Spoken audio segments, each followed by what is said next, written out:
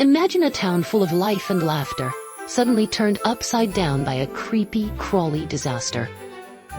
I'm talking about a place called Hamlan, a town that faced a problem so big, it seemed impossible to solve. But don't worry, this tale is not just about trouble. It's about magic, lessons, and a mysterious stranger who changed everything. So, are you ready to dive into the incredible story of the Pied Piper of Hamelin? Let's go. Once upon a time, in a faraway land, there was a lovely little town named Hamlan. This wasn't just any town. It was a bustling place, filled with happy people, colorful markets, and beautiful houses. The streets, which stretched over several kilometers, were always alive with the chatter of families and the clinking of coins as traders did their business. Hamlin was known for its wealth and energy, and the people there lived a good life. But, as it often happens in stories like this, their happiness didn't last forever. One day, a terrible plague swept through Hamlin. No, it wasn't a sickness that affected the people, it was a plague of rats. Yes, you heard that right. Rats of every size, shape, and color invaded the town. There were tiny ones no bigger than 20 centimeters long, and huge ones that weighed up to 2 kilograms.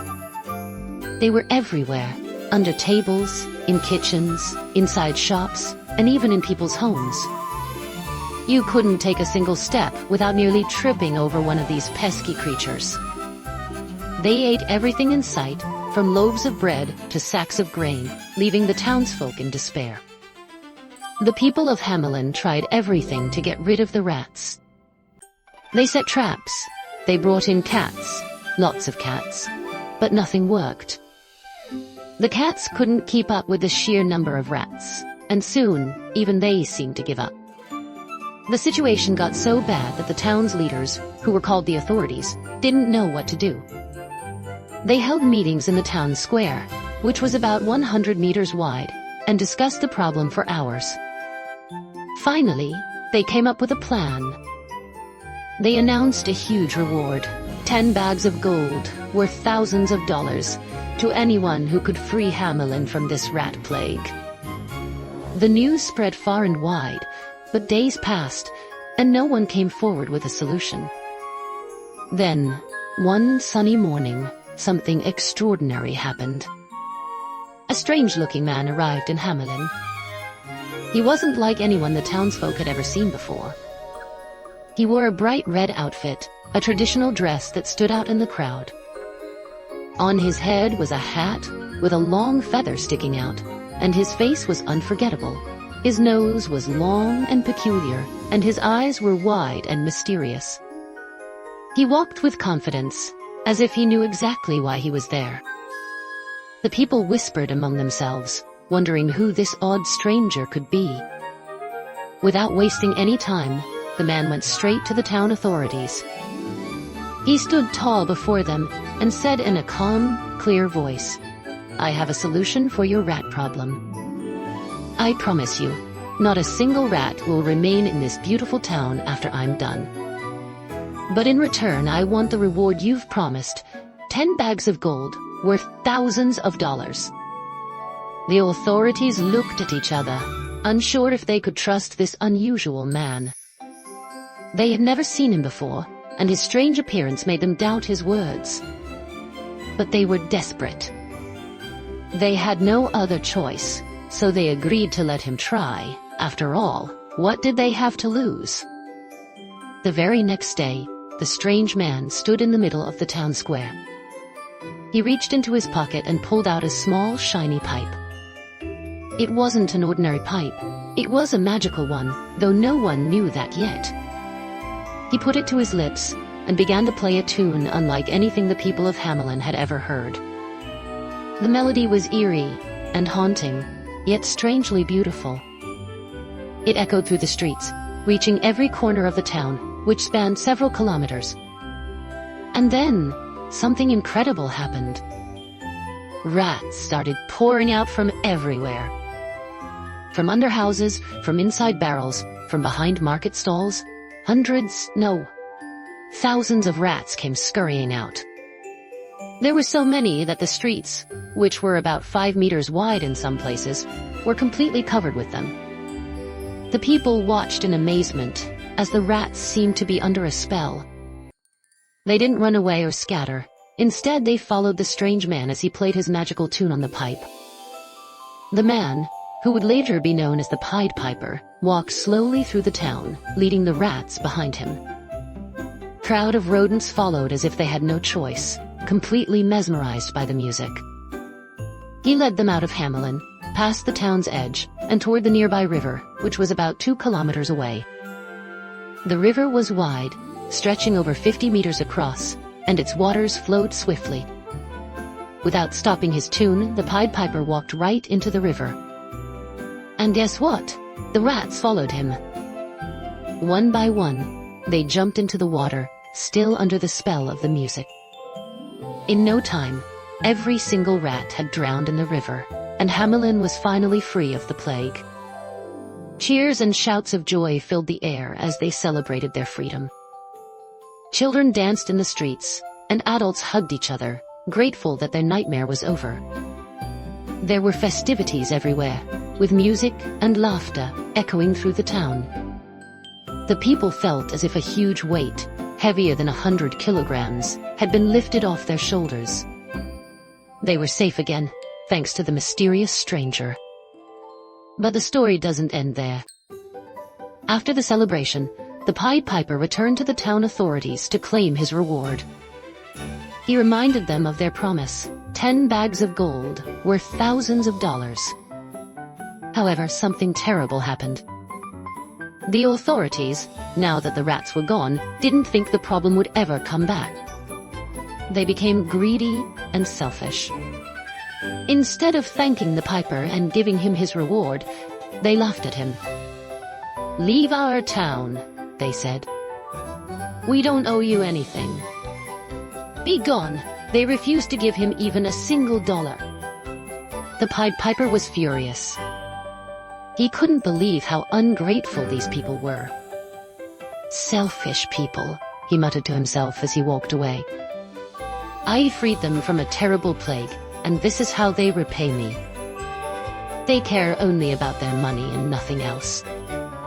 Well, I'll teach them a lesson they'll never forget." His eyes burned with anger, but he didn't say another word to the authorities.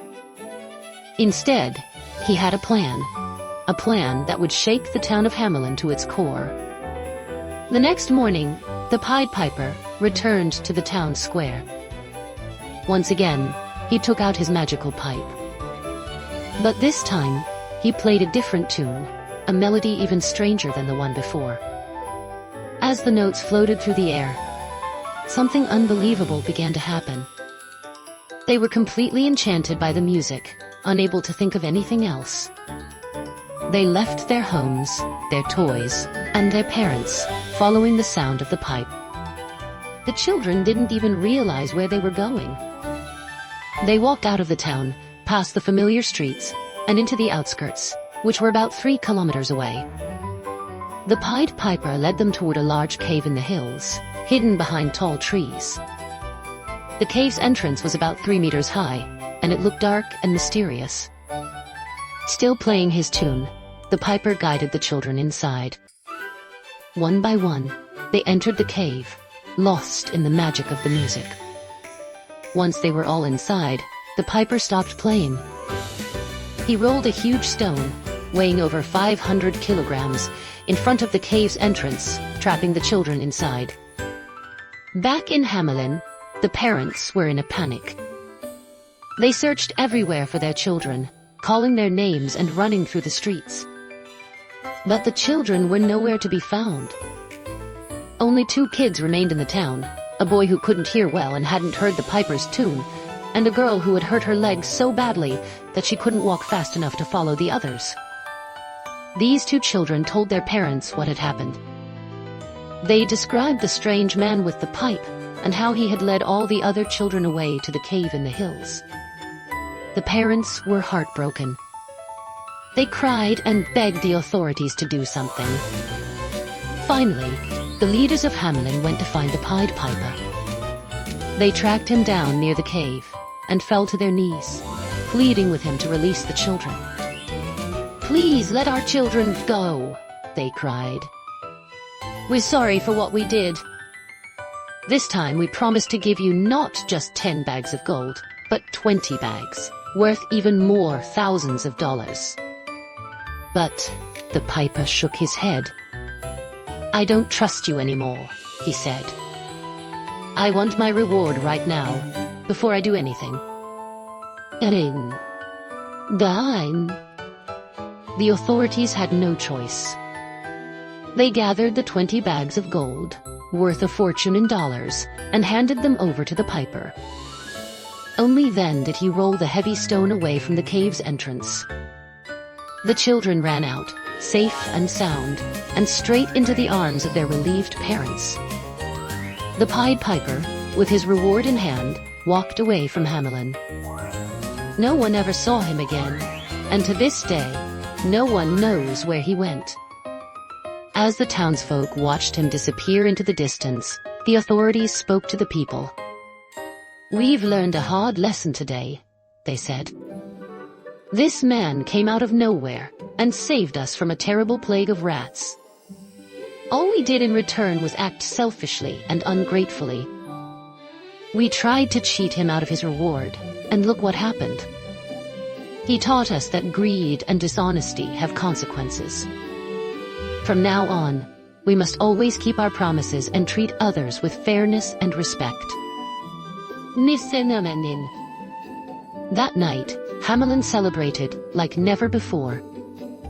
The streets were lit with lanterns, and there was music, dancing, and feasting. The town, which had been so full of despair, was now filled with hope and joy. It's as if the Pied Piper's magic still lingers in the air, reminding everyone to be kind, honest, and true to their word.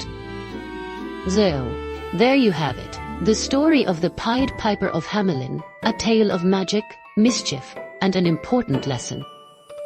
It shows us that being greedy or breaking promises can lead to big trouble. Instead, we should always do the right thing even when it's hard. I hope you enjoyed this story as much as I enjoyed telling it.